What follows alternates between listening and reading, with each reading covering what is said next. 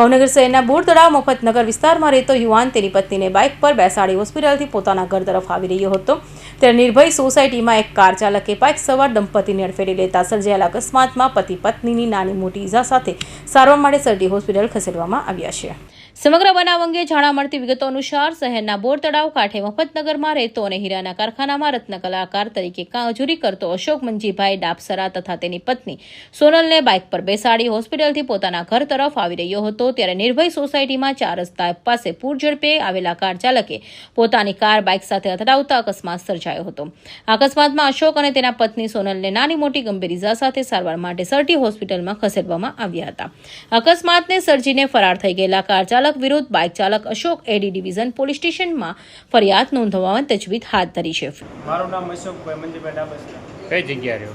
બોરતા મફતનગર નિર્ભય ગણેશમાં સવારમાં મારી વાઈફ અને મમ્મીને અહીંયા દાખલ કર્યા છે સર્ટીમાં 6ઠ્ઠા માળે, એ એડમિટ હતા। તો હું સવારમાં ગાડી લઈને લેવા જતો હતો, પછી લઈને પાછો આવ્યો ત્યારે ફોરવ્હીલરે મને 4 રસ્તે આગળ જઈ નિર્ભય ગણેશ આગળ 4 રસ્તે આગળ જઈ ઉડાડી દીધો।